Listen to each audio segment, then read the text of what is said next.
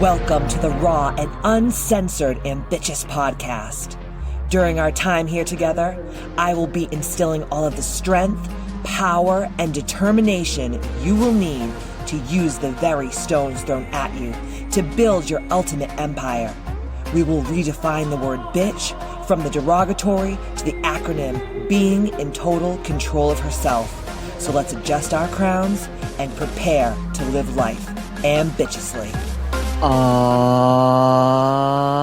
Yeah, here I am, the original HBIC, Katie motherfucking Boyd.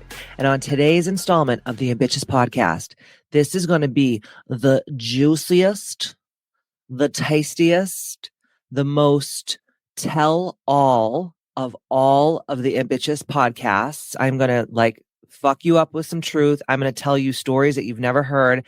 I'm going to bare my soul because this bitch had some serious burnout. So it's going to be all about how to prevent boss bitch burnout. Oh man, I'm nervous. You know how nervous I am? I actually, before I was recording this podcast, I was on the phone with my daughter, Karina, and we were talking about work stuff. And I had to get off the phone with her because I had bubble guts. And then I exploded Mount Vesuvius out of my asshole. I was so nervous because I'm like, and you guys know me, I just say it like it is. I don't give a fuck. But there's just something about really going there today that's kind of making me feel a little nervous. So bear with me. I'm going to jump around a lot. I'm going to sound a little crazy. I'm going to sound a little delulu, but that's okay because that's what the Ambitchious Podcast is all about. And I think that the best leaders in the world, they truly bear their soul and they just say shit like it is. And I hope that you're ready. So get on your motherfucking rubber underwears because it's going to be a fucking titty curdling ride. That's all I have to say. Okay. So a couple of new things that we're doing here on the Ambitchious Podcast. Some are kind of like we used to do, and then it went away, and now we're bringing it back. But the first thing that I want to do is I want to read a podcast review on iTunes, and it was on July 31st, 2023. So this is a little whiles back, and the little thing at the top said, "Too much body shaming." Okay. She gave me 2 stars, which brought my perfect 5-star review down to 4.9. But because of all of you beautiful people out there that listen on Apple, you're going to go there. You're going to leave an amazing review because I don't charge for this. I work so hard on this podcast. I've been doing it for 6 years. I have over 200 episodes now. And Madison, TACH. I don't know if that's her last name, if that's I don't know, if that's her operative CIA name. But she said, I really was hoping I would love this podcast, but the degrading body shaming was really sad to hear, coming from someone who does have some juicy advice. Lifting women up doesn't have to include body shaming. Okay, I don't know when I've ever body shamed anybody. Madison, you probably have some serious issues with your own way that your body looks and how you feel about it. Whatever that means to you. I don't know who you are because you're a fucking keyboard warrior and you probably have Cheeto dust in your belly button and you probably have your headgear on and you're just downstairs in your mama's basement, just on that keyboard and you're just talking and you're just typing and have no repercussions to what you say. You don't realize that what you do affects other people. You just don't have to listen. I've never body shamed anyone in my entire life. If you've ever really listened to my story, my whole entire world came from how I was abused and my own body shaming and my own issues with disordered eating. So usually what I do is when people give a podcast review, I thank them by sending them a beautiful gift. A couple weeks ago, I sent Martha Kyler a beautiful gift in the mail. I hope she's enjoying her ambitious swag out in Colorado. But Madison, I would love for you to email me and send me your information so I can send you a gift. I'm actually going to put a plug in my ass for 3 days and I'm going to eat 50 pounds of Mexican food. And then I'm just going to shit in a big box and I'm going to send it to wherever you live, which is probably not a mansion, probably a trailer park somewhere, because anybody who's wealthy and healthy and smart and ambitious doesn't take time out of their busy lives to say such things that aren't even true. Sounds to me like Madison's just a hater. So Madison, email me at help@kbmfc.com so I can get your address, so I can take a big, massive, steaming shit in a box and send it to your Section 8 housing. Okay? Have a nice day, Madison. And now we're going to move on to AKA, which is my new favorite segment, which is Ask Katie Anything. And I ask you all out there in Ambitchious land to take time out of your busy schedules, not like Madison's busy schedule. I'm talking about a real busy schedule. Take time out of your crazy busy lives to participate in the creation of these podcasts, because this is not just me getting on here week after week doing work. It's a collective energy. It's a community.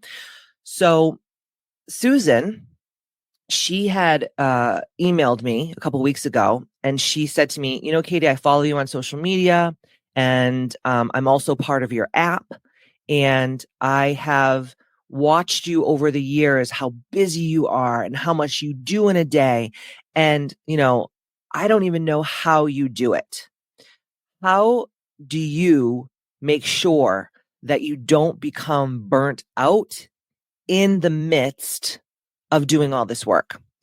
And I wanted to really do a podcast about this because Susan doesn't really know that I actually just recovered, and still am recovering, from what I'm calling boss bitch burnout. We're going to get into that in a second, what it is. So I'm going to be taking Susan's email and turning it into a whole podcast today about boss bitch burnout. So Susan, I appreciate you so much. Please email me at help@kbmfc.com so I can send you a beautiful, ambitious gift in the mail to thank you from the bottom of my little black heart for taking time out of your life to ask this question so that we could have a really nice, beautiful, juicy podcast today. So we're going to get into that in a second. In the meantime, if you scroll down to the show notes and you're ready to join the Ambitchious community, where I go live, I do live coaching, I have tens of thousands of hours of education on there, from breath work to sound healing to meal plans to A28P to my 12-week business coaching program to my audio book. I'm talking, this thing is pack jammed, and you get all of these incredible perks by being in the community on the Ambitchious app and Mighty Networks. If you are ready to take the leap forward, to take your life to the next level and surround yourself with a like-minded community of women from all across the globe, scroll down into the show notes and you can choose to pay monthly, or you can choose to get a little bit of a discount and pay for the year in full. But I promise you, the things that are happening over there are so fucking epic. No one in this coaching industry is doing nearly as much as I'm doing. Probably that's why I had boss bitch burnout too, which we're going to get into that in a second. And then you can also scroll down into the show notes to get your code for 50% off your first order of Life Boost coffee. That's what I'm drinking right now. It's delumptious. I get the dark roast, and later in the afternoon when I'm filming this podcast, I like to put a little bit of half and half, organic half and half, and a stevia and a little bit of collagen, and I just touch myself lightly while I drink it. So if you are ready to stop drinking poopy doopy coffee, Life Boost is your bitch. Hold on, I need a sip. Delumptious. It's getting me pumped. Okay. So before we get into it, I'm going to pull a card. People are loving this, and I love doing it too. So these cards are epic. They are called the Witch Oracle cards. So woman in total control of herself, comes in this beautiful box with this beautiful book, and the cards are incredible. They're all gilded gold on the side. They're beautiful, and the pictures are just incredible.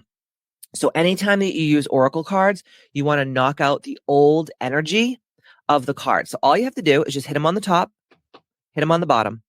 That's all. Then just shuffle them up. As you guys know, I'm the worst shuffler in the world. I'm never going to get a job anywhere in Vegas, ever. So you'll never see me standing behind a craps table or any of that shit. I don't even know what it is. I don't gamble. I've never gambled in my life. I've pulled a few slot machines back in my day, but that was just because I got free drinks when I was actually drinking alcohol years and years and years ago. Okay, so let's pull a card and let's see if this card aligns with in any way what we're going to be talking about today on the Boss Bitch Burnout podcast. Okay, y'all ready? If you're not driving, close your eyes. Take a nice deep cleansing breath together. Settle in. God, Goddess, Universal Life Force Energy, all of our guardians and guides and loved ones who are no longer here on this three-dimensional earth plane, and all of our ancestors who came before us and our family of galactic beings of light, surround each one of us and fill up our vessels with your light and your love and your ancient wisdom. Give us the message that we collectively desire today that aligns with what we will be talking about today on the Ambitchious Podcast. Inspire us, motivate us, slap some sense into us, whatever we are needing collectively. In Jesus' name, amen, and thank you in advance. And so it is. Okay, let's see which card I'm feeling today. All right.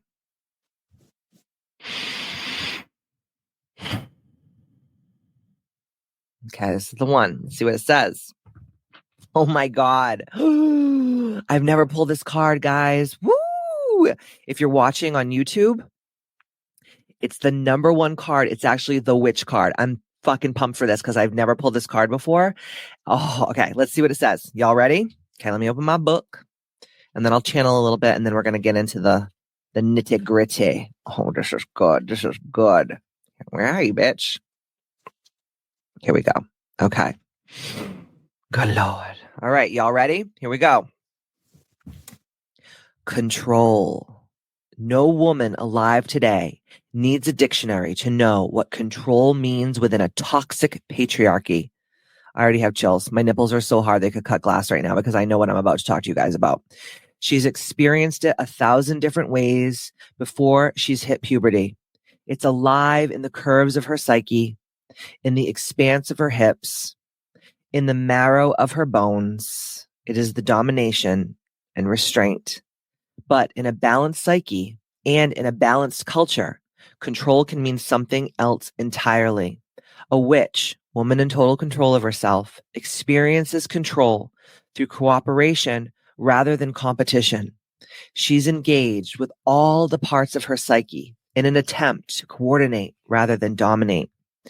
You are being asked right now to embrace all the inhabitants of your inner realm, because each deserves respect and a place at the table. Even the unruly, the inconvenient, the ugly, making space for all under the banner of wild inclusion and giving voice to the shame, malice, and anger, as well as every other outlawed part of the psyche, is the way that we create integrity, ensuring that no part of our inner realm is involved with factions, divisions, or rebellions. When your intent is to create rather than to compete, you don't have to dominate. Your influence is enough. This is power with rather than power over. Invite whatever is bothering you today into the realm of inclusion and assert your authority. This is so fucking good and it's so on point with what we're going to be talking about today, Boss Bitch Burnout. The reason why we get burnt out is because we are constantly, collectively, as a whole, women across the globe, we are constantly in a state of competition and not creation. I myself have been in this for a very long time. That's why I have received this slap in the back of the head, being burnt out, and actually being so burnt out to the point where I didn't want to do anything anymore. I wanted to give up everything. I wanted to give up my companies. I wanted to, I said to Matt, I go, I just want to be a stay-at-home dog mom. And he was like, I don't know why you don't. Like, you don't have to work. And I was like, well, what would I do? I'd be so bored. God put me on this earth to inspire people, to motivate them, to speak truth, to rattle cages, to slap sense into people, figuratively sometimes and physically, depending on who I'm dealing with. And that's why I wanted to come here today. And that's why I wanted to talk so honestly and openly about my life and why I'm the way I am and how I am recovering from boss bitch burnout. So we're going to get into it right now. I hope you like that card pull. And BTW, those cards will be available very soon. They're in limited edition. So if you would like to buy a deck of those cards, there's only like 5 or 6 left. Just reach out to me at help@kbmfc.com and I will get you the link to purchase your cards and I'll ship them to you. Okay. All right. Ooh, let me take a sip of water because this one's going to be wild. All right. I'm going to start like when the burnout happened and then I'm going to go backwards. So I think people look at people like me and I'm using my quotation fingers, okay? Because I don't look at myself like this, but I think people look at people like me and they're like, wow, she's just got it like all figured out. And I fucking don't. Now, will I give myself some props and actually say I have a lot of tools that I've procured and acquired over the years that are going to make me better to pull myself out of shit quicker? Yes, absolutely. Do I have a very supportive, loving community around me? Yes, absolutely. Do I have a relationship with my husband where he's my ally and he's going to be like, bitch, what are you doing? Yes, absolutely. But it wasn't until right after the pandemic that I really hit a wall. So let me go back to the very beginning. If you haven't already purchased my book, Ambitchious, go down to the show notes and get the hardcover. You can also experience the audiobook on my app. It's the only place where you can experience the audiobook on the Ambitchious app. But I talk a lot about this in my book. And my dad, this is so cool. I'm so happy about this. Like, I can't tell you about my dad is coming on the podcast because he wants to talk about his addiction and his alcoholism and how he got clean and how he got sober and just be an inspiration for anyone out there that is dealing with the same thing. So when I speak, I want you guys to understand that when I talk about my family and when I talk about people that I've been friends with or had relationships with, it's never to tell their story for them. It's to tell my experience because, right, what do they say there? There's 3 sides to every story, right? There's their story, there's my story, and then there's the truth. So I'm only telling you my experience and my story from my side of the fence. Okay. When I wrote my book a couple years ago, and I write about this in the book in one of the chapters where I talk about how I didn't speak to my family for almost 3 years. And that was like the hardest 3 years of my life, which I think also led to burnout. There's so many layers to the story, but I spoke about my mom and my dad in my book, not to hurt them or like embarrass them or blow up their spot or anything like that. It was really because I deeply desire people to understand, like, I didn't come with a silver spoon in my mouth. So if I can be a 7-figure earner and I can be, a celebrity in my own right, having a television show, traveling the world, doing all these incredible things, what I'm saying to you is you can do anything. If I can do it, you can do it. So that's why I tell my story in such a way. So for all of you out there that are like, oh my God, you shouldn't talk about your family like that. I wish I had a mother. Like, I have people, they'll email me like, you shouldn't talk about your mother like that. Like, I wish my mother wasn't dead. You'll be sorry when your mother dies. I'm like, oh my God, dude, you don't get it. You obviously don't fucking get it. But again, we're going to go back to Madison, the keyboard warrior, where there's so many fucking people out there that don't understand what's actually happening in the world because they're so deep in their own shit and they're so fucking stupid and they're so uneducated that they just jerk themselves off in a corner all fucking day long. And I'm not a corner jerker offer, if you know what I mean. I'm a fucking in your face type of bitch. And a lot of that, I'm going to be honest with you. A lot of my persona is an act to keep myself safe. And I'm going to talk about this. So I want to first disclaimer. This is my point of view. This is no one else's point of view. So don't fuck with me about it. I don't want to hear you. I'm not going to read your emails. I'm not going to read all your shit. Okay. It's just fuck off. If you don't like it, don't listen to the fucking podcast. I don't really give a fuck. I know my numbers. I know who listens. And if you don't like what I have to say, then you're delusional anyways, and I don't want you here. Okay? So don't be talking shit to my mother and father either, or my sister or whomever, and like, oh, did you hear what she said about you on the podcast? It's like, shut the fuck up. Because I know people are just like, they hate their lives so much that they want to try to fucking throw a wrench in mine. It's not going to happen. So I'm going to go back to the very beginning. From the time that I was young, I remember my house and like the way I grew up. So like my schooling, my family life, my home life, my caregivers around me, everything was like very chaotic. Okay. There were days that were like beautiful and loving and kind and wonderful and happy. And there were days where it was like scary and sad and abusive and chaotic. And, for a young child, it probably wasn't like the best environment to grow up in. Okay. My dad dealt with alcoholism and addiction. Now that I'm older and I have such a close relationship with my family, and we've had these really deep conversations about it, I understand like why my dad became an addict, why he started drinking to like numb the way he felt. I'm not going to tell his story. I'm going to wait for my mom and dad to come on the podcast so that they can tell their stories here, because I just don't like to tell people's stories. But my dad had a lot of horrible things happen to him in his childhood. He lost his brother in a motorcycle accident. Again, I'm not going to tell my dad's story, but we'll wait for him to come on the podcast. But now I'm 42 years old, going on 43 years old. And I've had these like really deep, like heartfelt conversations with my parents. And now like I understand like why they are the way that they are and why they were the way that they were, because my parents are very different now.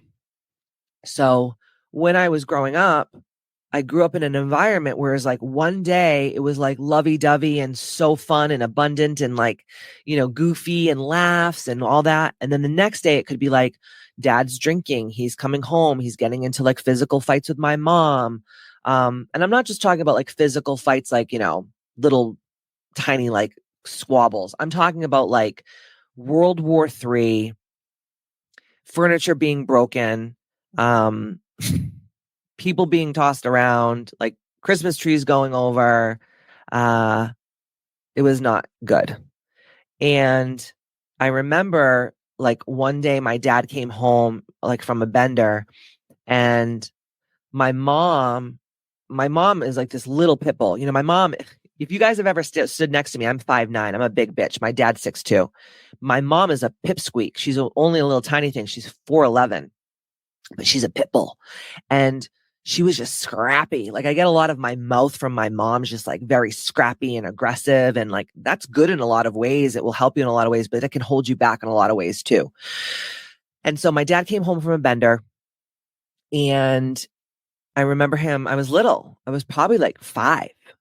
My dad came up the stairs and my mom just started on him like, bah, bah, bah, bah, bah, bah, bah, bah, bah, bah. And he's like, fuck you. Like, I'm out of here. Like, I'll walk. Cause where we lived, there was like a bar a couple blocks down that he used to go to. And my mom's like, you certainly will not fucking leave this house again. And my mom used to collect like Canadian geese. Remember like back in like the 80s, like everything was like kind of country core. And like my mom, everything was like country and like primitive, and like she had a Canadian geese collection. But my mother had this fucking Canadian goose. It was literally the size of Manhattan. It was made out of wood, solid wood, and cork. It probably weighed, and I'm not even trying to make you laugh, like 30 pounds. Okay. I just remember my little mother, my dad sitting at the top of the stairs. We had like a raised ranch. And so like, in a raised ranch style home, you like walk up the stairs, and you can walk down the stairs to go in the basement, and walk up the stairs to go like to the first floor, the second, like the top floor or whatever. My dad was sitting on the top of the stairs, putting his work boots back on, because he's like, fuck you, bitch. I'm out of here. Like, I'm going to go keep drinking. I don't want to be here listening to your fucking shit. And my mom picked this Canadian goose up, and I don't even think my sister was born. And if she was born, she was little, because my sister and I are about 4 years apart. So she could have been in a crib. She might not even have been born. I can't remember. But my mother picked this fucking goose up, and my mother, she picked it up and put it over her head. Like you see like a fucking, some villain like gotta kill something in a movie. And she smashed my father over his head with that goose with all her fucking might, and split his fucking head open.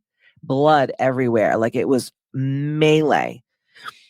And then what would happen was the next day, it was like nothing happened. So I'm like, fuck, like, what do I do? Like, are they happy? Are they sad? Are they going to kill each other? What's going to happen?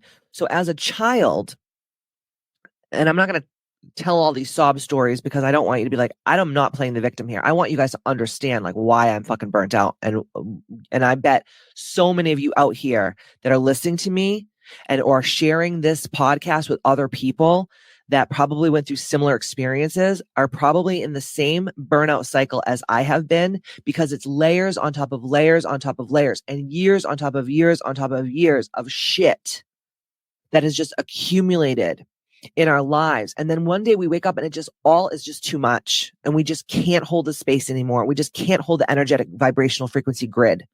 And we do bad things to ourselves, which I will talk about in a second. So when I was a little girl, what would happen to me is like these things would always happen. And so I didn't like to go out. I didn't like to sleepovers. I didn't like to go to other people's homes because I felt like as like a 5 or 6 year old that I am the reason why my parents are doing this. I'm the reason why my dad drinks and does drugs. I'm the reason why my mother is like a violent maniac. I have to be perfect because if I'm perfect, then they won't fight and they won't have their addiction. And that's how little children think. Okay. So for all of you out there that are just like fighting with your husbands or whatever, and you're doing all this shit in front of your kids, you are fucking them up. So cut the shit, like get a divorce or go to a therapist or find a fucking healer or something, because you're fucking up your kids. I'm telling you, your kids are going to end up doing a podcast about you when they're older, if podcasts are still a thing. So when I was little, what happened was I was like, okay, I have to be perfect, because if I'm perfect, then my parents won't fight, my dad won't drink, and my mom won't be like loco 40. Okay. So what would I do?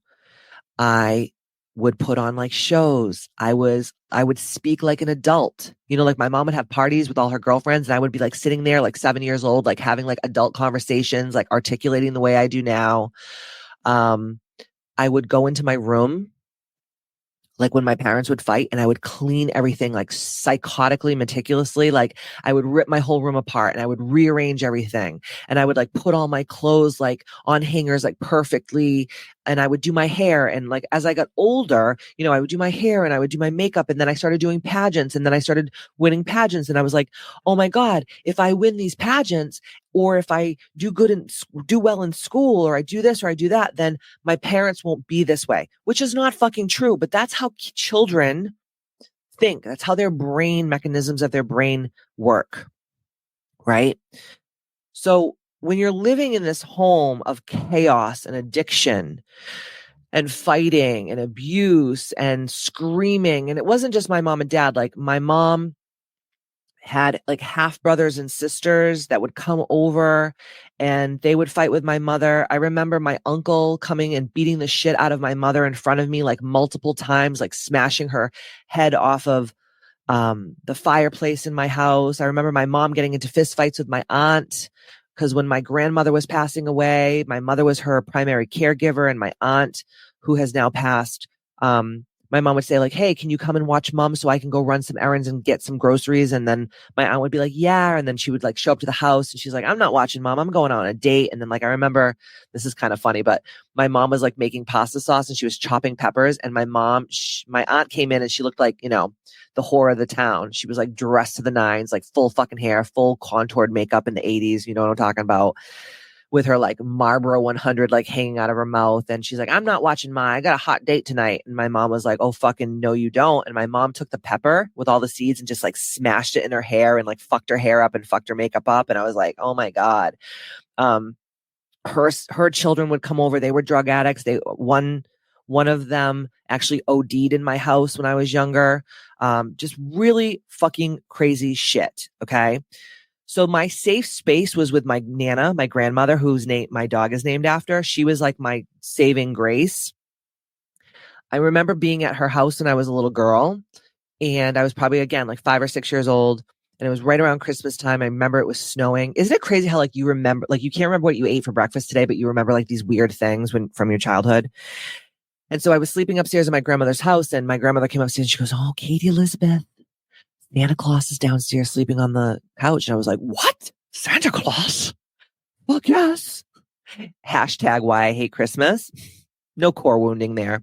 And I walked downstairs and I remember from going upstairs in my little like rainbow bright, onesie pajamas with the feet, like walking downstairs, like rubbing the sleepy seeds out of my eyes and walking to the bottom step and just like the smell of the bottom of a bar room, that smell when when you have like a night, like a bender and you like leave your bedroom and you come back in it, you're like, fuck, it smells like bourbon and fucking hurt feelings in here. I just remember that smell, like the bottom of a bar room, like the floor of a bar room or the speed well of a bar, like with all the, rotten milk and the rotten orange juice smell and like all the different like liquors mixed together. And I walked around the corner to see Santa Claus and it was my dad, drunk as a skunk, passed out on the couch. Him and my mom had gotten into a fight. She kicked him out of the house. He walked all the way to my grandmother's house, which was like miles in the snow. I don't even know my dad has like fucking 9 lives or some shit because I could tell you fucking stories that would make your fucking head spin. My dad is just like, he's one of the strongest, toughest guys that I know. Like, ask my husband too. He's always like, your dad is so tough. He really is so tough. But I like looked at my grandmother like, bitch, what? Are you kidding me? This is my dad and he's drunk. Like, don't wake me from my slumber again to like try to bamboozle me to think that Santa Claus is downstairs on the couch. And I just remember walking upstairs and being like, what the fuck is this? Like, I remember being a little kid being like, this is not how people are supposed to live. And I don't know how I knew that, but I just knew that this was not how people are supposed to live. I knew it wasn't healthy. And I vowed to myself when my brain could think this way, like I will never allow myself to live that way. I will never, ever do it. So when you live in a household and when you're surrounded by people who are supposed to keep you safe, and then you realize that like you have to be perfect to get love. You have to be perfect to get attention. You have to win. You have to produce. You have to do things to get love because and I know now that I'm older, I know that my mom and dad loved me unconditionally, but when I was a child, I didn't feel like that was true. So I would do things because I thought you had to produce to be loved. You guys see where I'm going with this? So what happened, and now after years of therapy, years and years of like doing my work, I've realized that my attachment style is fearful avoidant. I want to get this woman, her name is Thais Gibson, on the podcast. I'm going to reach out to her because I've been following her stuff on YouTube. It's incredible. And I never realized like why as an adult I have these fucked up hangups. Like one is my number one core wound is fear of abandonment. My other core wound is fear of betrayal. Like I hate lying. I hate betrayal. There's nothing worse than you can do to me. Like you can fucking pull my fingernails out with pliers. I would rather that than have someone betray me or lie to me. And I never understood why lying and betrayal was so deeply like the wound was so deep. And now thinking about all the things that I went through in my life, like why that is, it all comes from my childhood. So let's like move on a little bit. So then as I got older, I kept on doing things for approval. Like everything had to be measured. Everything was a competition, like from like getting like best dressed superlatives or like best car in high school or like being, a pageant girl and winning crowns or being homecoming queen or being the president of my class or, playing sports and trying to do well, even though I wasn't very sporty, or doing theater and getting like the lead roles or singing in chorus and getting, leads in our, chorus activities or our choral concerts or whatever. I always had to be competing with someone. And I always had to have like an arch nemesis. Like I always had to have someone that was like the bad guy in my story. That was like a thing. And that bad guy was the fuel that always made me have like this competitive spirit. Like it wasn't just like, oh, I'm going to do this for myself because this feels good. It was always like, I have to do this so that someone else can't get it. I have to do this so I'm better than people. I have to do this to prove my worth, because if I'm all these things, if I'm beautiful and thin and smart and funny and charismatic and I have all these accolades, then people will finally love me. People won't abandon me. People won't betray me. They won't hurt me. They won't lie to me, which none of that is fucking true.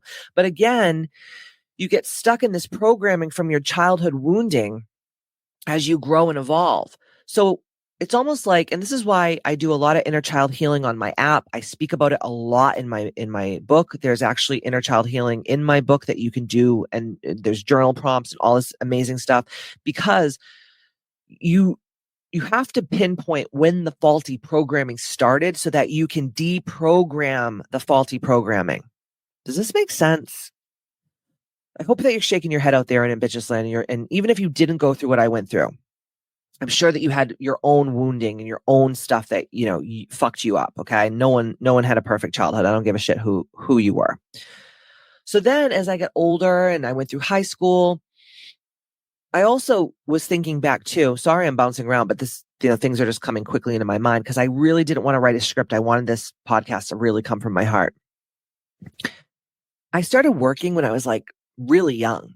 So I was like going to school full time, dealing with like all this chaos in my house, dealing with all of this programming and fear and like survival. I was constantly in a state of fight and flight. Now I realize there's also freeze and fawn, but mostly I'm a fight or flight type person, mostly fight. Now I'm older, I kind of isolate more, so it's more flight. And sometimes freeze. Just evolves as you age. But I think of like, wow, okay, so all this shit's going on in my house. It's fucking crazy, 24/7. My parents were dealing with so much with their businesses and addiction and anger and just terrible stuff. And then I start working, whether it's like babysitting the neighbor's kids, or like, I remember I used to do like crafts and I would like sell them in my front yard. I'm not even joking you. Like, it's hilarious. I think back and I got a pretty penny for some of my little things that I made. Like, I would make these really beautiful like wreaths for like Christmas and Easter and things like that. And I'd put up a little clothesline in my front yard in between these two trees.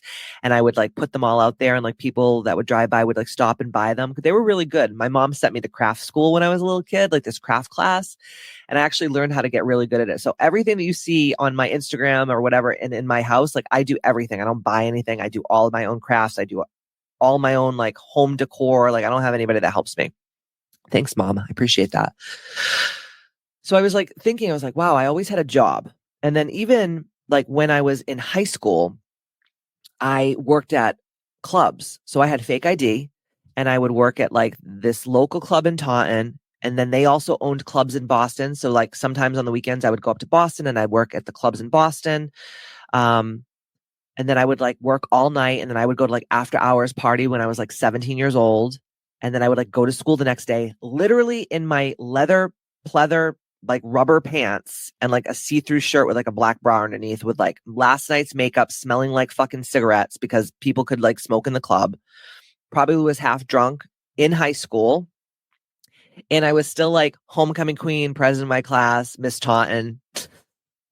I don't even know how I did it. Then when I got out of school, I was going to college. And I was like working like a dog. I was working at a gym full time. I was working at strip clubs.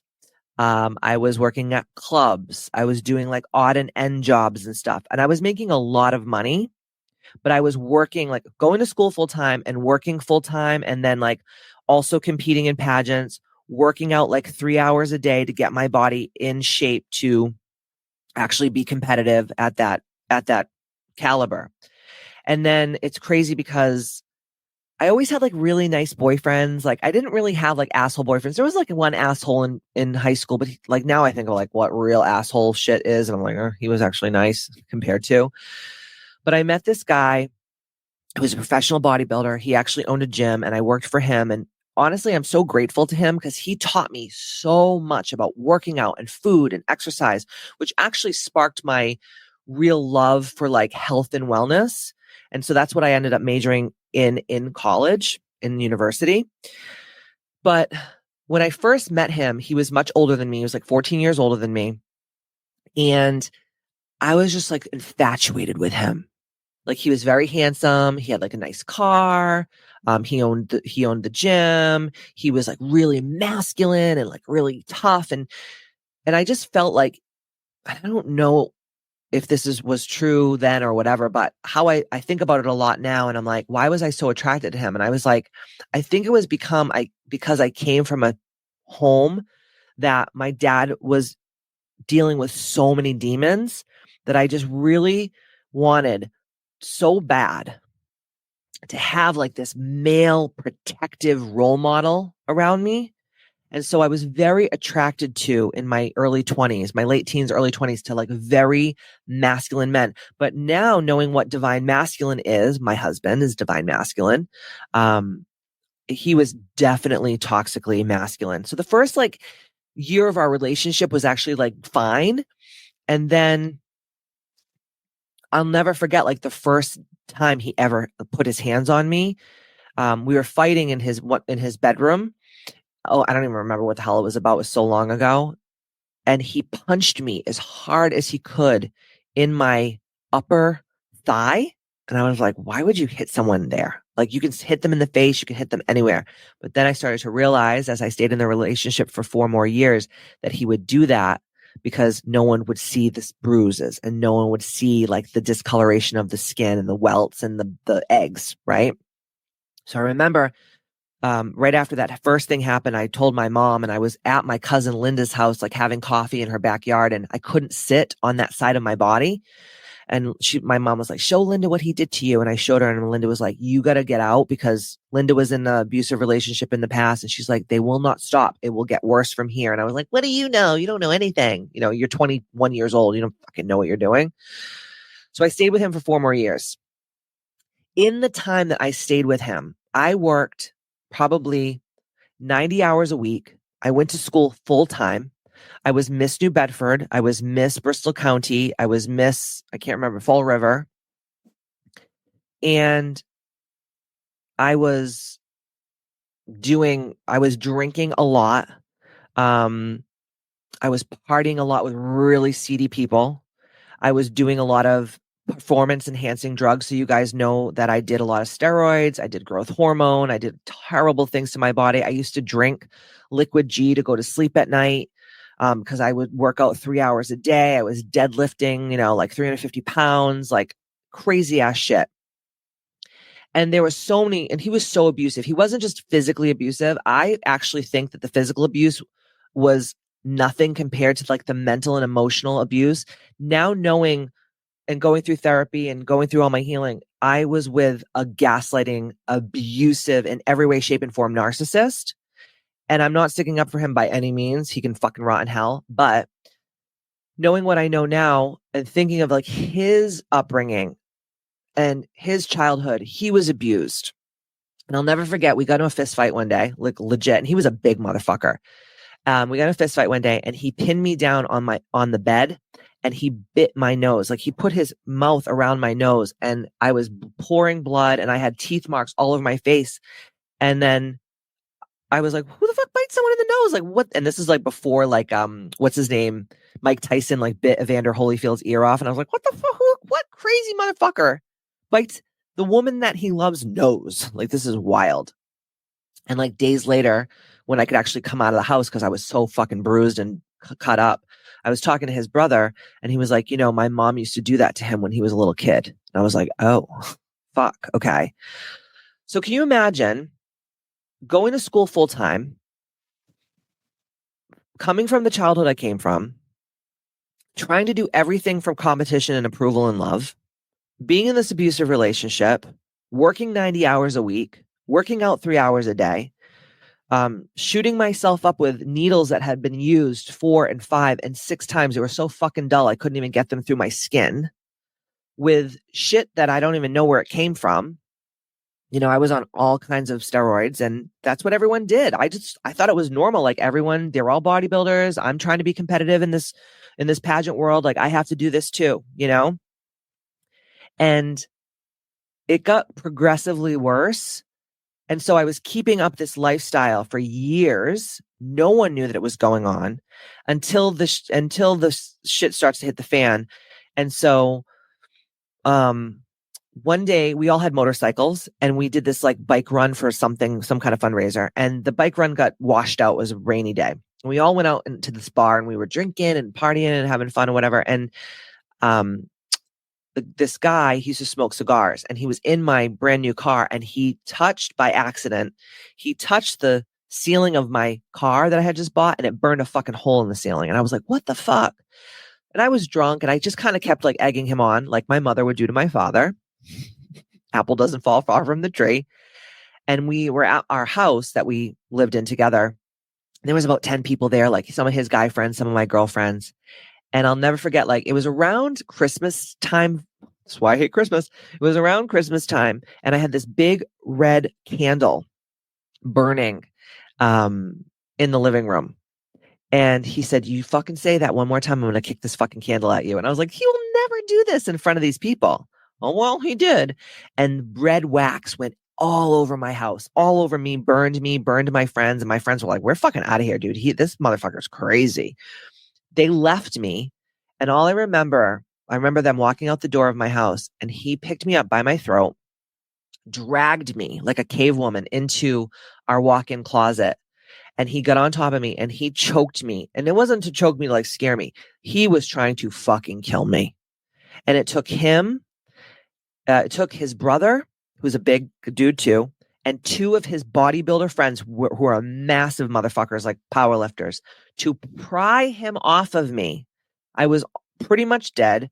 I was blue. I had hand marks around my throat. And I left. I went to a girlfriend's house just to stay for like a couple days because I didn't want to go home to my mother's house because I didn't want her to tell me I told you so. And I also didn't want to go back to the chaos that was happening there at the time. So I went to my girlfriend's house and then like a couple days later I came home and I went into the house, whatever, and the fucking house is a shamble. And we lived on this like lake, not on a lake. We lived on like a little, I guess like a stream or a river. I think it's a river. And our back porch like overlooked this river. And I remember sitting on my back porch and I was looking out into the river and I was just like, what am I going to do, dude? Like, I don't know what to do. I don't know where to go. I don't know what to do. He controls my money. He controls everything and controls my friend group. He controls where I work out. He controls the narrative. He controls everything. And he came home with this beautiful bouquet of flowers. And he's like, I'm really sorry. I don't know what came over me. I'll never do that again to you, blah, blah, blah, blah, whatever. I was just like, oh my God, so distraught. And then he had to go to work. And I went to go look in the flowers because how like in bouquets of flowers, you can put like a little card.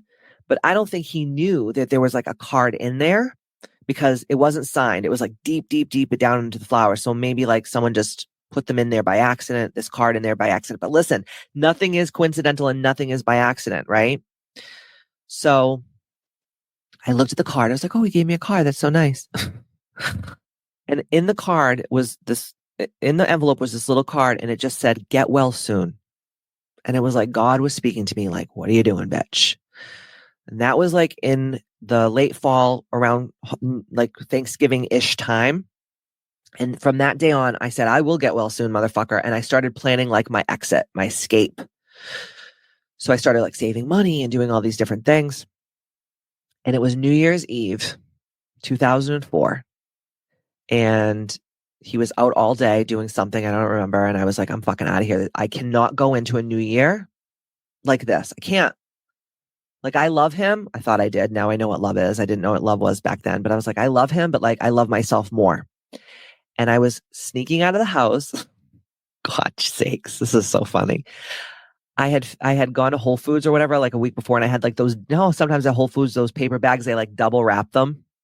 And I had put all my shower shit, like, like my loofah and like my toothbrush, like all the wet stuff. I don't know what I was thinking. I think I was just like in a fucking mental, like, I got to get out of here kind of state.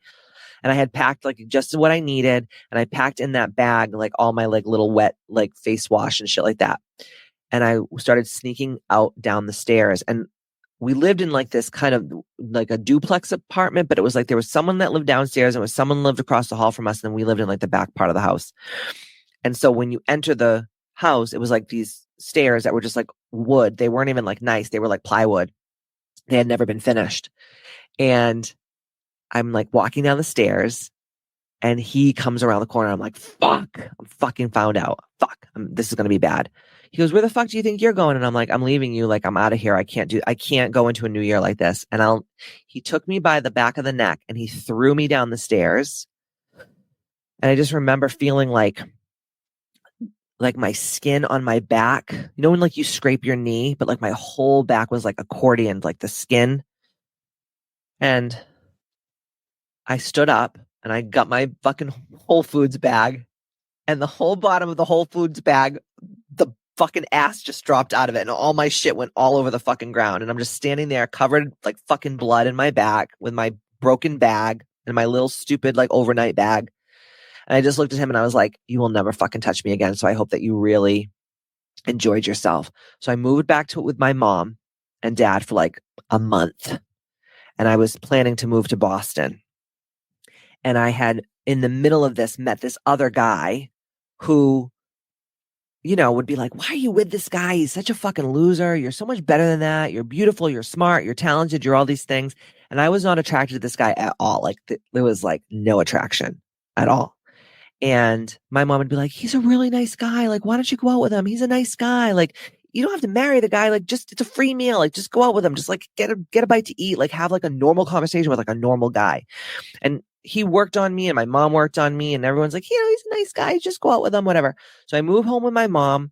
And then I don't start like dating this guy. Like, it was, I guess, dating. I mean, I went out to dinner with him here and there, but I was fucking mentally not well. So it was not a good situation. And I was just like so fucking fucked up mentally that I think anyone could have like taken advantage of me. Now, I moved to Boston and like a week later, my mom calls me and she's like, my car is totaled. And I'm like, what do you mean your fucking car is totaled? And she goes, I'm not going to say the person's name, but your ex-boyfriend came and broke the windshield of my car and threw 3 buckets of dead fish into my car. Like the chum, like, I don't know if you guys know what chum is, but it's like dead fish guts and shit. It's like how you get like tuna, like if you go tuna fishing. And then my mom caught him on camera. And then he would call me, and my mom, my little niece, she was a baby at the time, was my sister lived in my parents downstairs, and he would call me and say, you know, I know where your niece sleeps. I'm going to throw a Molotov cocktail through this, like through the window. I'm going to burn the house down. And he would say, like, oh, do you like what I did to your mom's car? Like, it was so fucking scary. I was living in Boston at that point, and I was like, I have to get a fucking restraining order against this guy because he's never going to fucking stop. He's never going to fucking stop. And so I did, and it was horrible. And I'm not going to get into the fucking rigmarole with that, but it was terrible. So then I started seeing this other guy, the one that my mom was like, he's a nice guy, go out with him. I went out with him for maybe 2.5, 3 years. This is a whole story for a fucking different day. But pretty much what happened to me was I was seeing him. He was actually cheating on me with one of the girls that I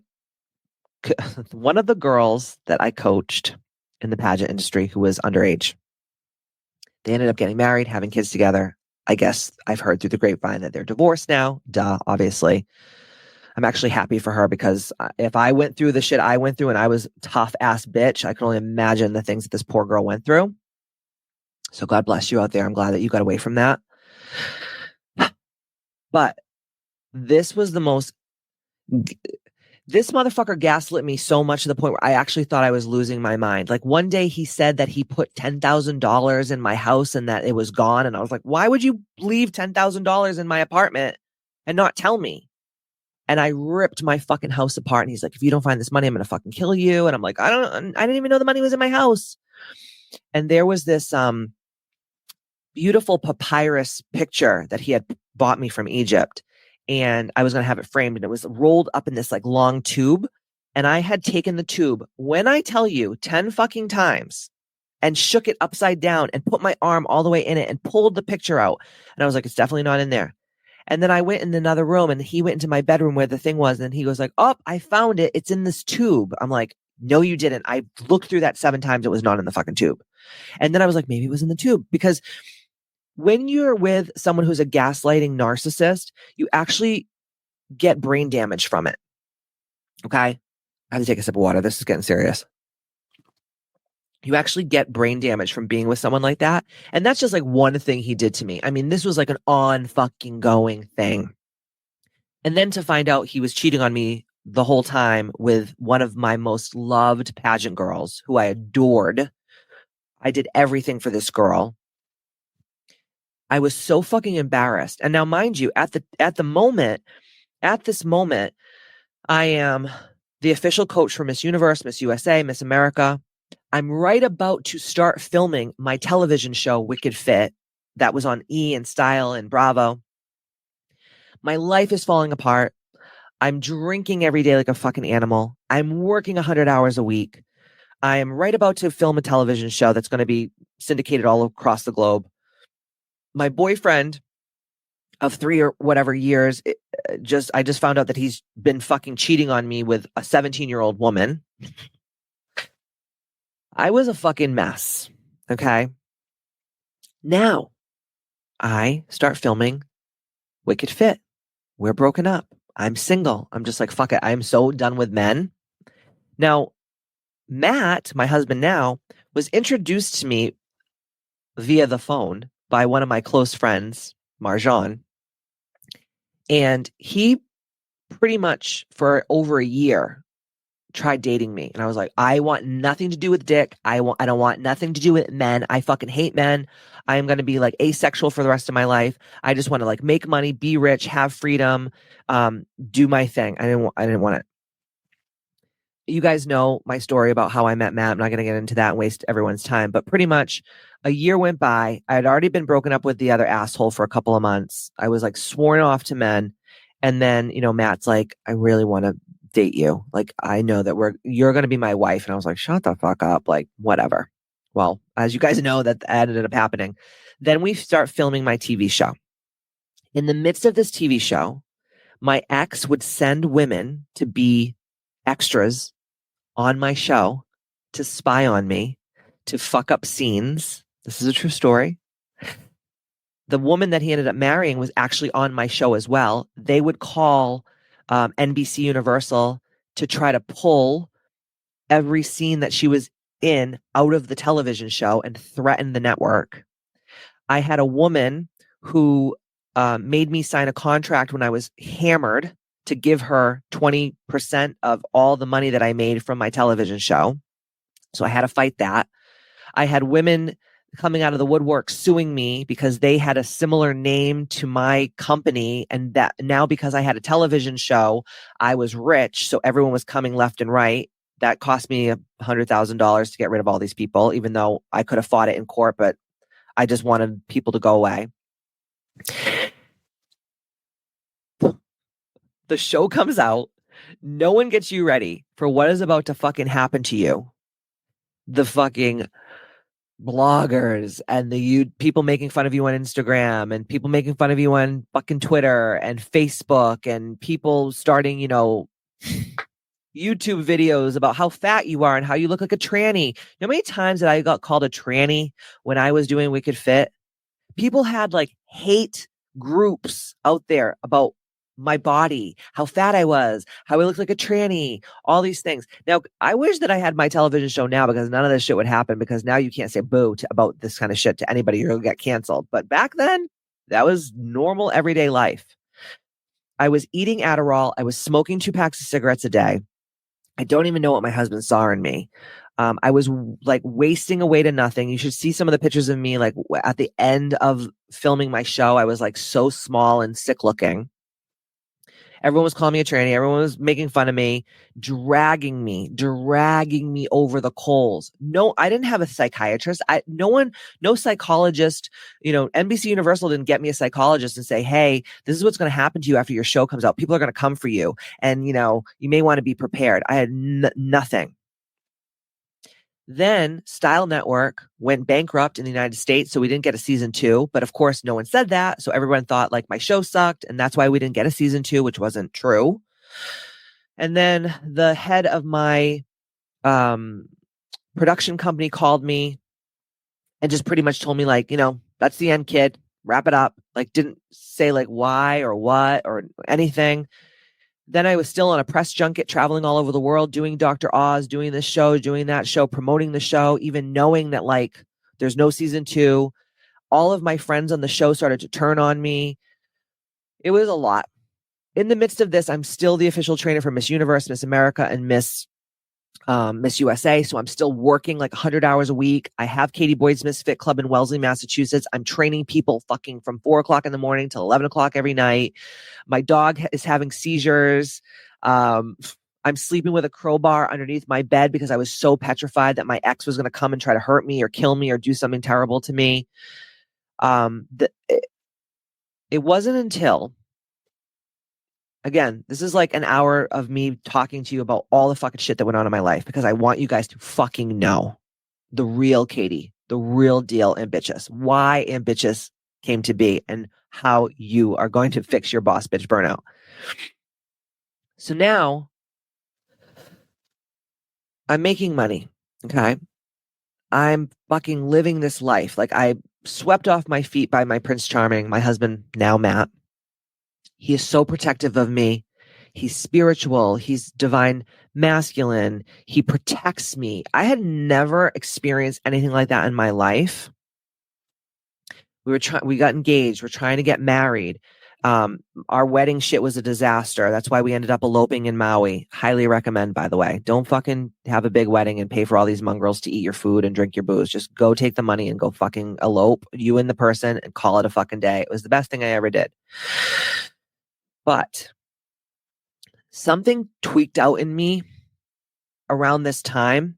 It was like every fucking thing that I had ever went through in my life all accumulated and just fucking came crashing down on me. And when I was supposed to be my absolute best, when I fell in love with my Prince Charming, when I was finally protected, when I was finally strong enough, when I was finally in like a healthy, loving relationship, my whole life kind of fell apart. I don't know if it was because I could take a breath.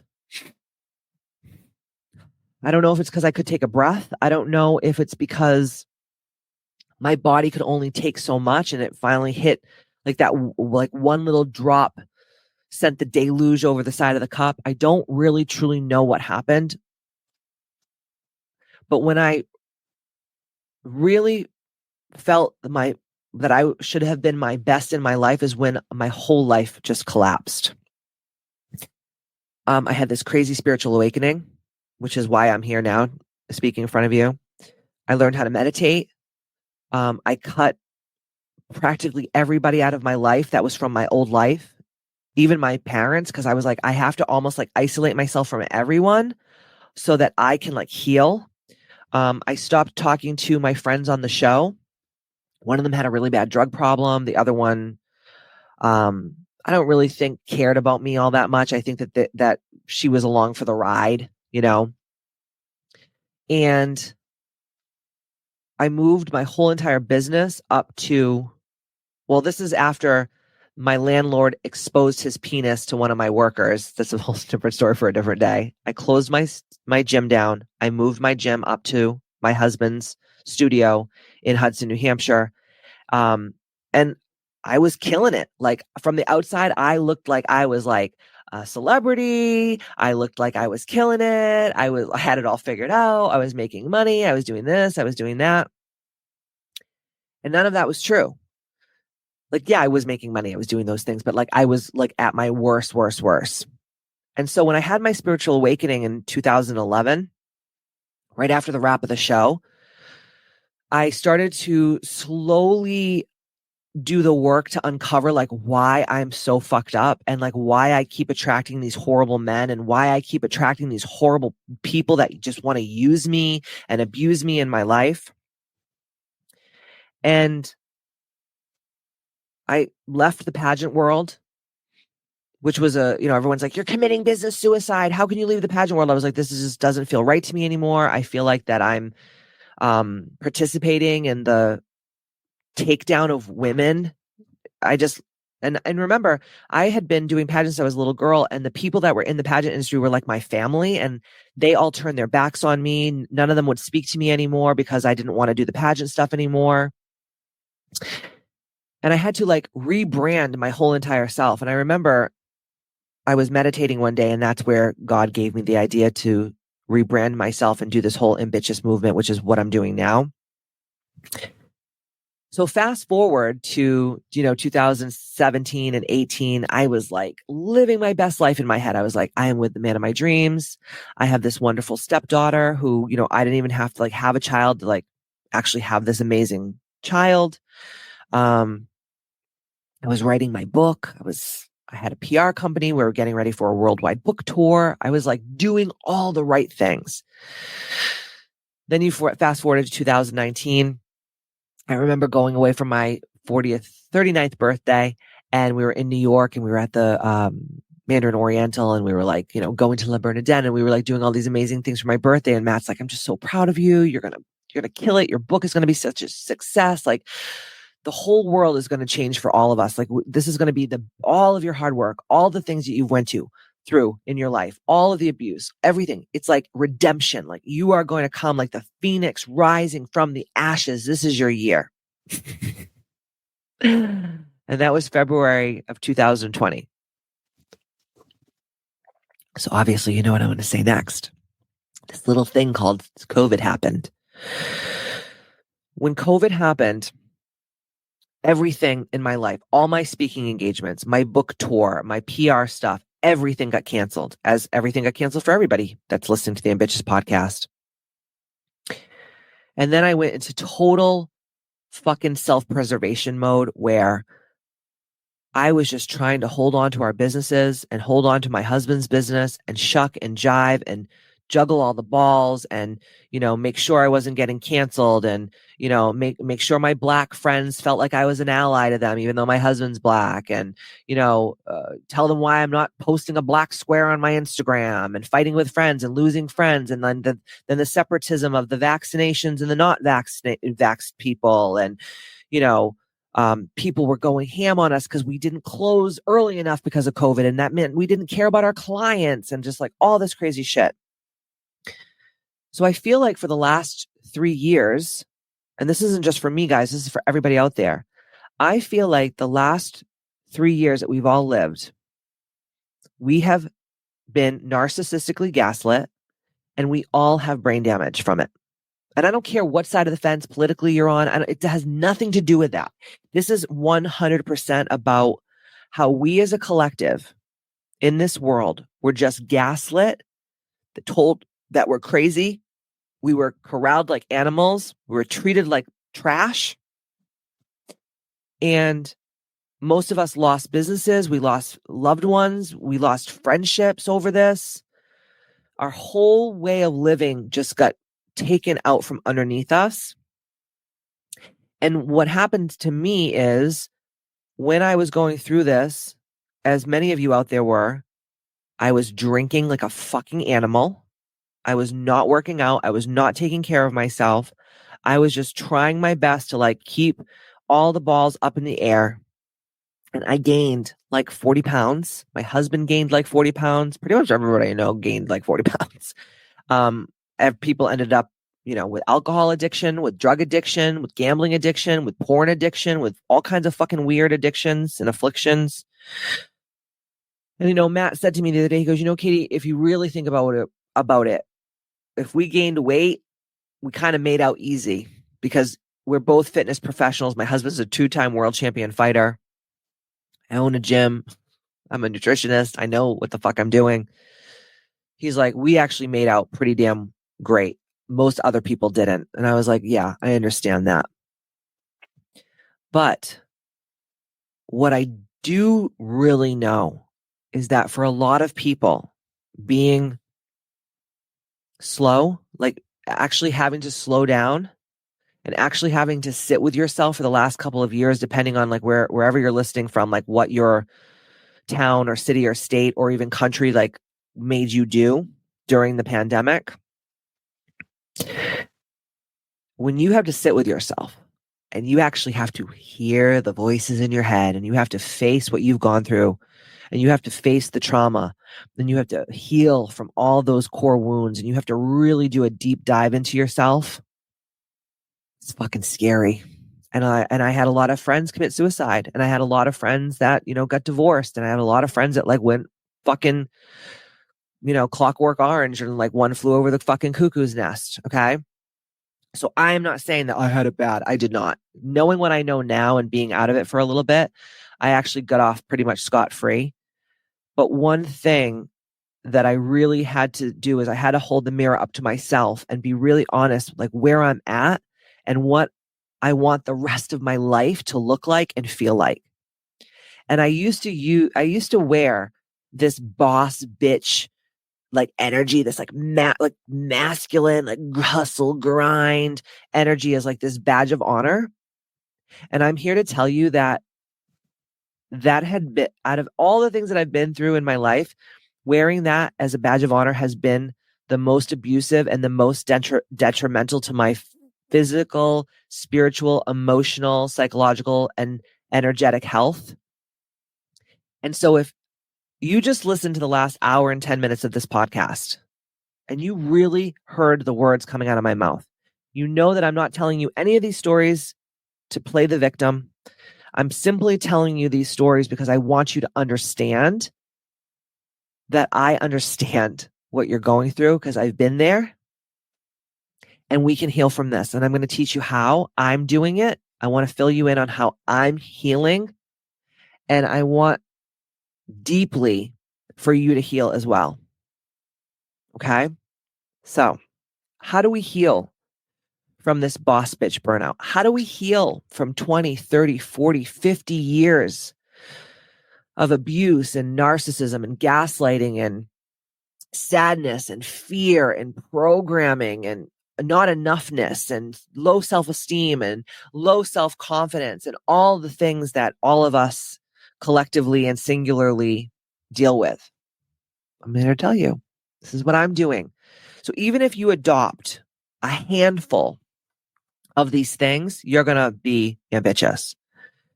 And my big promise for you, from me to you, is I'm showing up now in a very different way. And if you don't like it, I understand that like this is different from the normal Katie boy that you've been listening to for the last, 6 years.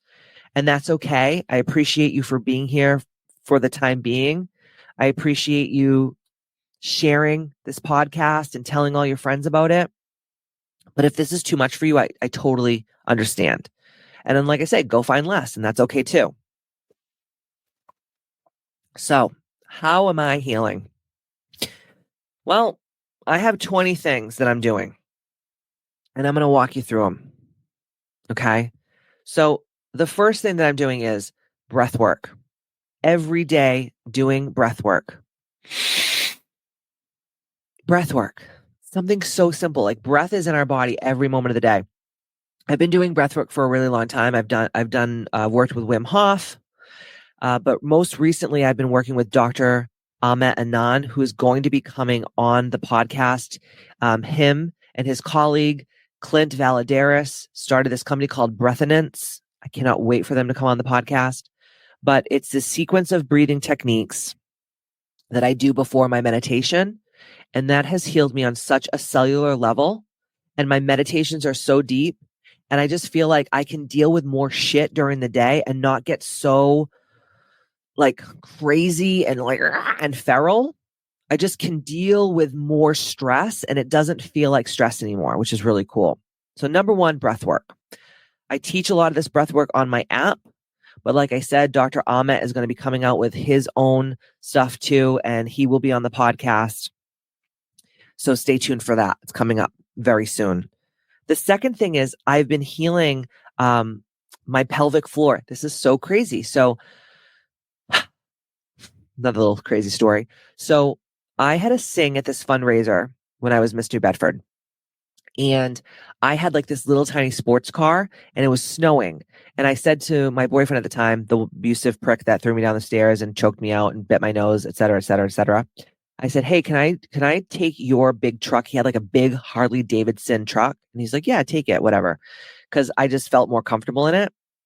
And I had left this fundraiser and I was on a highway going back to my home. And I got in a really bad car accident where someone hit me, sent me off the road into a ravine on the side of the road. And I was hanging by my throat by the seatbelt. and it broke my thyroid cartilage. It damaged a huge percentage of my vocal cords. I had to learn how to speak again. I had to learn how to sing again. It was not a good year of my life. It was when I was Miss New Bedford, and I was going, I think like maybe 6 months later to compete in Miss Massachusetts America. And I'll never forget when he showed up to the car accident. And instead of being like, "Are you all right?" He was so mad at me that his car was crashed. And he actually made me drive home with the tow truck guy. And I was like coughing up blood. No one brought me to the hospital. No ambulance came. I think about this shit now. I'm like, you fuck motherfucker. Anyways, the next day, because I was getting ready for Miss Massachusetts, he's like, I know you probably don't feel well, but you need to get your ass to the gym because you got to go it's deadlifting day. And I was like, I can hardly fucking stand. I can hardly walk. And he's like, get your fucking ass to the gym. So I go into the gym, deadlift. I'm warming up. I'm okay. I go to pull the first big amount of weight. I felt something snap in my back, and I literally crawled into my car and went to the hospital, and I damaged my back. And from that day, I had always dealt with debilitating back pain, like debilitating. And when I started doing a lot of my healing work over the last year, I said to myself, I'm going to fix this back pain once and for all. I mean, I've had nerve blocks. I've had all kinds of shit on my back, like crazy, crazy, crazy, to the point where, and when I do my transformational videos, I'm going to actually show you in the videos and in the pictures of how like my whole body's like almost like scoliosis now, because I've had to like hold myself in a very weird pattern because of my back pain. And so I said to myself, part of healing this back pain, part of healing myself is healing this back pain once and for all, because every time my back hurts, it reminds me of that car accident. It reminds me of that day deadlifting, and it reminds me of him. And I know this is fucking dramatic, but this is just how our psyche works. So I went to my girl, Sam Zimmerman, who helped me when I tore my plantar fascia in my foot. And I was like, girl, I got to heal this back pain once for all. I just want to really be done with it. And she started asking me these questions, and I was like, yeah, actually. And she's like, do you this? And I'm like, yeah. And she's like, what about that? And I'm like, mm-hmm. And she's like, and this? And I'm like, yep. And she's like, I don't think you have a back problem. I think you have a pelvic floor problem. Now, I'm a Reiki master teacher, and I understand how we can trap emotions and trauma in our bodies. I'm not dumb. I understand that on a very deep level, but I never put like emotional trauma with my back pain together and it be in my pelvic floor. So I started working with Samantha on my pelvic floor, and I've totally healed 20 years of back pain in 3 months. I know this sounds crazy. I know this sounds wild. And when Sammy comes on the podcast in a couple weeks, you're going to be like blown away. We're also doing a pelvic floor, I don't even know, an event, I guess, at her place in Wyndham. She just opened Elite PT, and it's open to the public, and it's totally free. So if you would like to come to that, and if you're in like the Southern New Hampshire, Massachusetts area, and you listen to that podcast and you're like, fuck, I think I have pelvic floor problems, hit me up. Obviously, when the podcast comes out, you will have more information on that. But like, I've healed my pelvic floor in 3 months just working with Samantha, like 3 times a week tops. And I feel like that is helping me with this boss bitch burnout, because what I would do is I would just be like, I don't give a fuck. I'm just going to go to the gym and just like work through the pain. And like, that is not the way that we should be as women handling pain. But I also remember my childhood, and it was like, when you'd cry, my mom would be like, if you don't stop crying, like I'll give you something to cry about. Or, you know, like you'd be in line and my mother would like pinch the back of my arm, like shut your mouth, you know? And like and then as you get older, you say, well, I have a really high pain threshold. And it's like, why are we proud of that?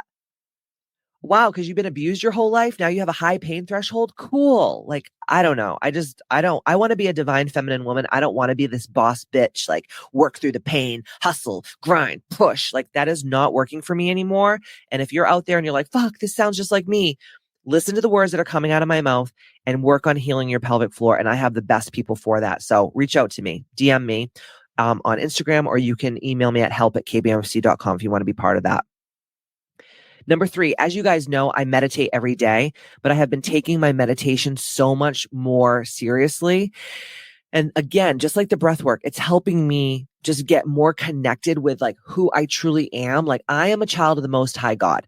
I am not a human. I'm a spiritual being having this human experience, and meditation helps me deeply with that. I teach meditation in my events. I teach meditation on my app. So if you're like, I really want to learn how to meditate, come on to the Ambitchious app. You will find a treasure trove of meditations, even guided meditations, yoga nidras, death meditation, inner child healing meditation, like you name it, it's all there. And I also teach mantra meditation. Meditation is the key to healing boss bitch burnout. I promise you. And it's not like this thing is like, oh, I'm going to biohack, so I'm going to meditate. No, it's so much deeper than that. I can't tell you how much. Number 4, how I'm healing my boss bitch burnout is my habituals are number 1. So if you follow me on Instagram or you're on my app, you guys see a lot of like what I do every day. You know, like I wake up in the morning, I have my bone broth, I set my intentions, I do my breath work, I do my meditation, I have my Life Boost coffee, I do my journaling, I do my shadow work, I pull my cards, I do my blessing, I work out, you know, I eat a certain way, I do certain things on certain days. Those are my habituals. Those things that I do every day, like I also call it my bitch list, which are the 5 things that if you do every day, that makes you feel like an ambitious woman. And you just say, if I just do these 5 things every day, I'm going to feel like $1 million. Habituals first before anything, because let's be honest, work is always going to be there. And I notice like so many of the women I work with, like they get up first thing in the morning, they have their cup of coffee and they go straight to work. And it's like, no, you got to fill up your cup first, because no one is coming to save you. And no one's going to say to you, you know, you should really do your habituals before you go to work and help other people, because then you won't feel like such a resentful bitch. No one's going to say that to you. So doing my habituals before anything else, before looking at my phone, before helping other people, before work, is number 1 to healing my boss bitch burnout. Number 5, working out every day. I'm going to do a whole podcast about this in the next couple of weeks. I'm going to talk about my meal plans and my workout plans, but saying every day, like I'm going to move my body. So like usually Mondays, Tuesdays, Thursdays, Fridays, and Saturdays. So 5 days a week, I lift weights. I do resistance training. And then on Wednesdays and Thursdays, I get up in the morning and I do some kind of cardio. So it could be rucking, or it could be my elliptical, or it could be my hydro rower or whatever. And then at night I do kickboxing, because I'm going for my black belt, even though I'm still a white belt. Don't tell anybody. With my husband. He's an amazing kickboxing instructor. And then on the days that so then Monday, Tuesday, Thursday, Friday, Saturday, Sunday, I do some sort of cardio, and usually it's rucking. You guys always see that I'm always posting my rucking on Instagram. And so that's what I do. And that's my workout, because I say to myself, like, I am number 1. I want to be strong and I want to be healthy. And so no matter what happens, I am prepared for war. I am prepared for anything bad to happen to me. I am strong. I'm powerful, because that's the thing, is like, if your life is falling apart, you know, a parent dies, or you lose your dog, or, you know, some accident happens, or some act of God happens, right? I'm telling you right now, if you are strong and powerful physically and mentally, you're going to be so much more equipped to deal with that shit. So number 5 of how I'm healing my boss bitch burnout is training every day. Okay. Every day. Number 6, this kind of goes along with the workout, but food. I was before the pandemic, I was doing a lot of fasting, and at the time it worked for me. But now I'm reverse dieting, where I'm eating, you know, 4 meals a day ish, sometimes 2, sometimes 4. It just really depends on like what I'm doing that day and whatever. But I'm focusing on protein and greens that agree with my body, and some kind of fat source, whether it's butter or it's like olive oil or whatever. I'm taking, you know, in protein powders, collagen powders, and things like that, because I, again, want to put food in my body that's going to support muscle growth and support being strong and powerful. And I don't want to feel like, you know, as we get older, our muscle tone as women, it just starts to decrease. You just start to look like a soggy fucking floppy tit, and it's the worst. I don't know if you feel that way, but I don't like it. You start to see like your skin gets a little crepey and you get a little dimpled. No, thank you. So eating the right food for your body to support your hormones, to support muscle growth, and to support just staying in shape. Because God knows I gained like 40 pounds over COVID. So I'm slowly, I've already released probably about like 15 of those pounds since I really got serious about this healing, this boss bitch burnout. And my goal, and I'll talk about this on another podcast really in depth, but my goal is, to even lose more body fat than that 40 pounds. And I want to get myself into like I want people to look at me and go, wow, she's the face of fitness over 40. Like that's my goal for this year. Number 7 is supplements. I'm not going to get into all the supplements I take, but every day I make sure that I am hydrating, that I am, taking my magnesium, my potassium. I talk a lot about my vitamins on the app. Sometimes I'll even on Instagram, like share like my vitamin drawer with you guys. I'm sure you guys have seen that before, but supplementation is so important. We just don't get enough supplementation through the food that we eat because most of us are living in places where, you can't always get organic food. And even the food that is organic, like, is it really that great? Probably not. So supplementation is key. Number 8 is sleep. Dude, I have been sleeping, and I'm not even trying to make you guys laugh, like 10 hours a night, and I am loving it. I go to bed at like 9 o'clock the latest, and I feel fucking amazing. Before, when I was in this like huge cycle of burnout, I was not sleeping well. I was drinking a lot of alcohol, so I was up all night pissing. I was sweating at night. I was like always hot. I just like always felt shitty in the morning when I woke up. I would force myself to stay up and watch more shows and shit, and like it wasn't good. It was just all like a fear fucking response. So sleep is so huge to me. My husband's a self-proclaimed night owl, and he's like, I can't believe you're going to bed so early. I'm like, sorry, buddy. I don't want to fall apart, dude. I'm really trying to heal this in myself. The next thing, number 9, this is so huge, and I cannot wait for my doctor to come on the podcast. He's going to be coming on in late January, early February, but I started working with Men's Health Boston, Dr. Applebaum. He is not only a Harvard trained physician in hormones, endocrinology, but also he's a cardiologist, which is so cool. Matt started going to him first. And then I was like, wow, my husband's like a different person. Like, do they see women too? And he's like, I actually think that they do. I went in to go see Dr. Applebaum. He asked me some really amazing questions. He ran all of my blood panels. And I went back a couple weeks later, and he's like, your hormones look great, but your testosterone's in the shitter. So no wonder why, and we're going to talk a lot about this on the podcast, but no wonder why, like, he didn't say it like this. He's actually very professional. But he's like, no wonder why sex hurts, and like your vagina is dry, and you have no sex drive, and you're turning into a big Michelin tire baby no matter how much you work out and how much you like calorie restrict and like how much you fast. And I just felt like brain fog all the time. My sleep was disrupted. I just had no gumption. And who would have known that a little tiny tic tac implant in the cheek of your ass of testosterone, for me, I'm not saying that this is your problem. You could have another issue with your hormones, but who would have known that this whole thing would just change my life in every way, shape, and form? So I started in July doing this hormone replacement therapy with him. And then about a month ago, I started taking sermorelin, which is a precursor to growth hormone, which actually helps with like,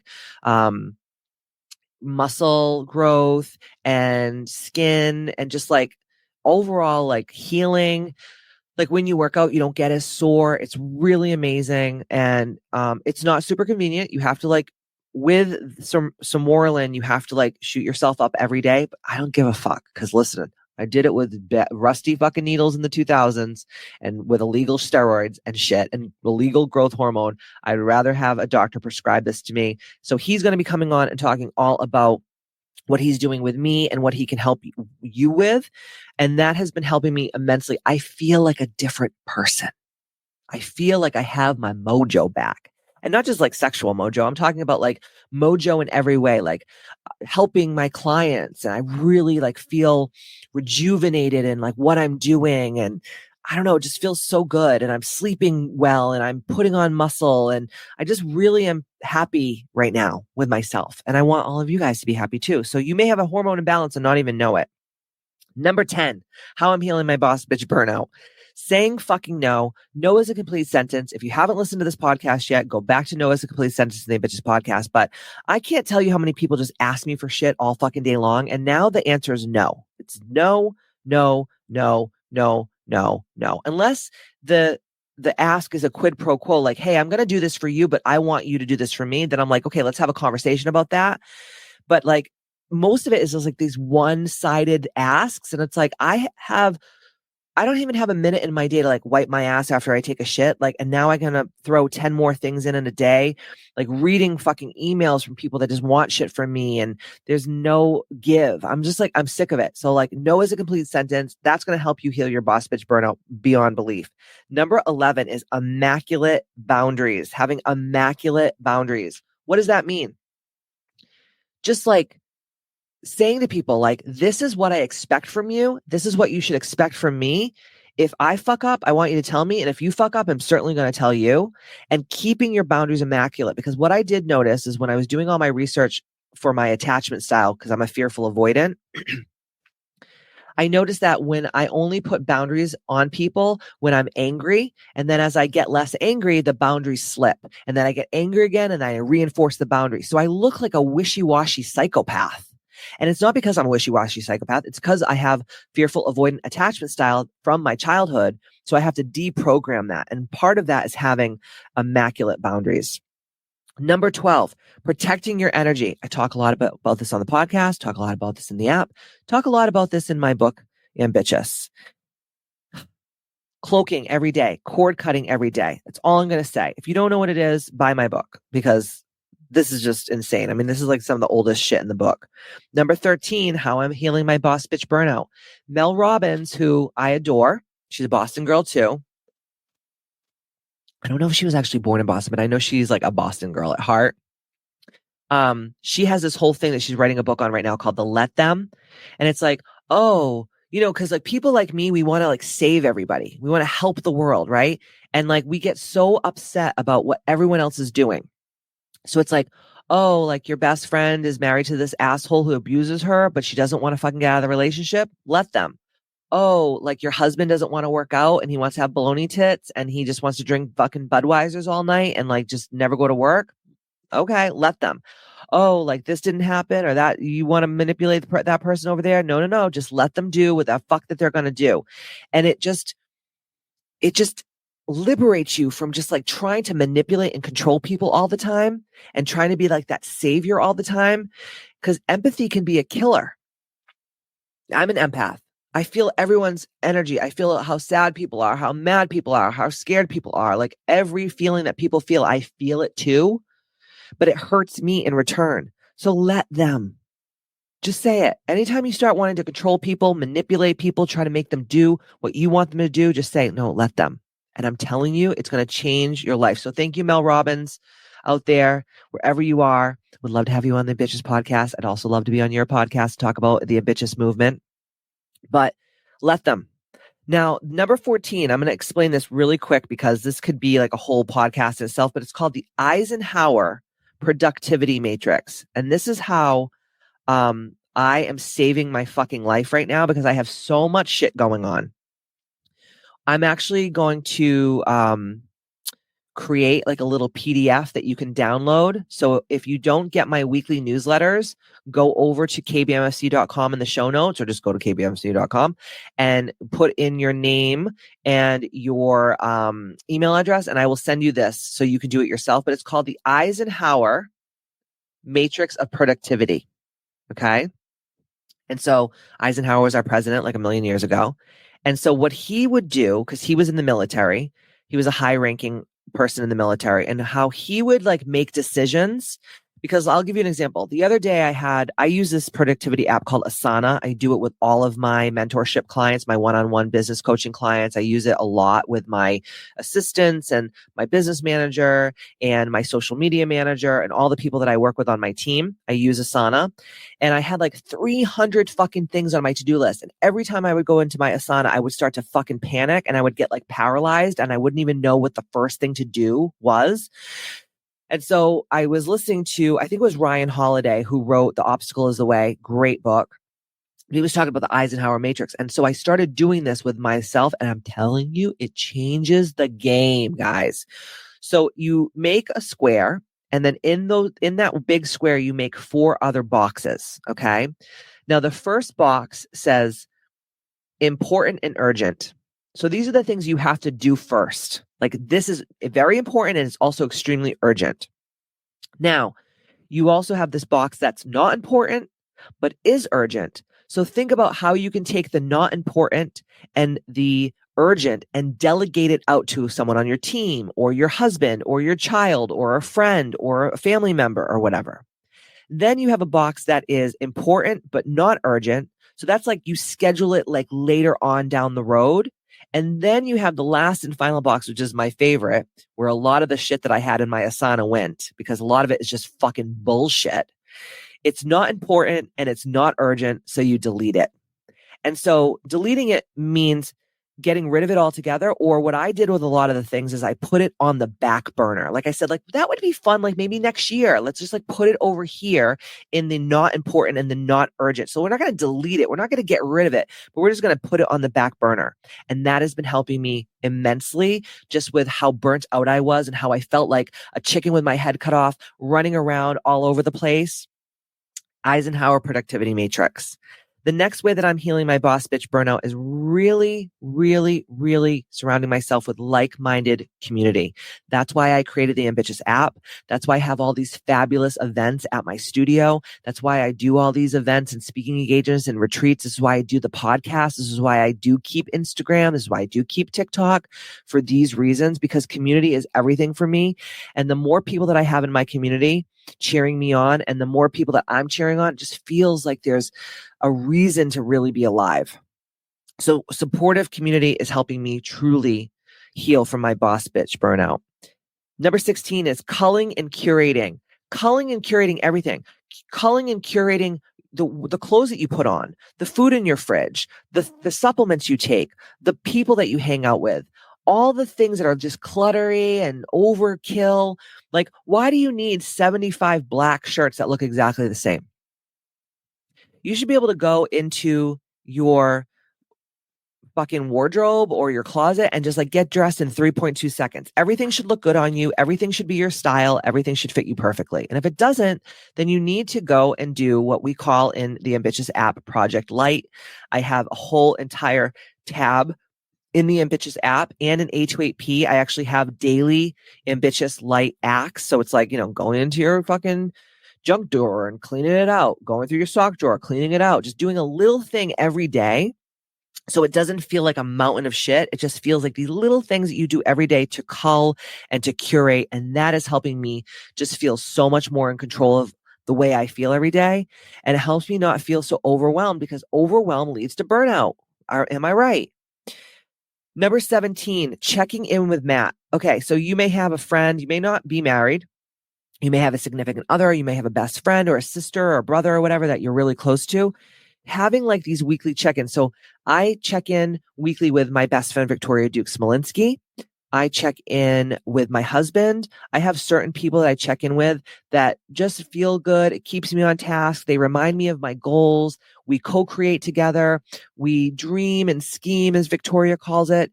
And it just feels like people are hearing me. They're listening to me. They care about what I'm doing. And they're also allies to me. So if I'm acting like a foolish bitch, they're going to fucking call me to the carpet. We need more people in our lives that are going to tell us the fucking truth. We don't need more friends. Like Bedros Keuilian, if you haven't listened to his podcast, he's amazing. But Bedros Keuilian, he talks about, I don't want friends, I want allies. Like I want my wife to sit me down and go, listen, you piece of shit with your baloney tits, you fat piece of shit. What the fuck are you doing? Get to the gym. He's like, I don't want my wife to be like, no, I love you just the way you are. You're so good. You're, whatever. Maybe you can lose a couple pounds, but it's not that big of a deal, And this is not body shaming, by the way. This is like real deal talk, right? You want people around you that are going to tell you the truth, and they're going to call you to the fucking carpet. Number 18, say what you mean and mean what you say. The other day, Matt was complaining to me about something with work. And I was like, stop fucking telling me that. And you tell the person that, and you say it exactly like you just said to me. And he was like, no way. And I was like, yes way. And he did. And he goes, I am so glad you told me to do it because it ended up perfectly working out. And I was like, see, because when you say what you mean and you mean what you say, no one can beat around the bush. No one can like assume that's what you mean. It's just like, no, this is how it's going to be. This is how I want it. If you don't like it, I don't know what to tell you. And I've been doing the same exact thing.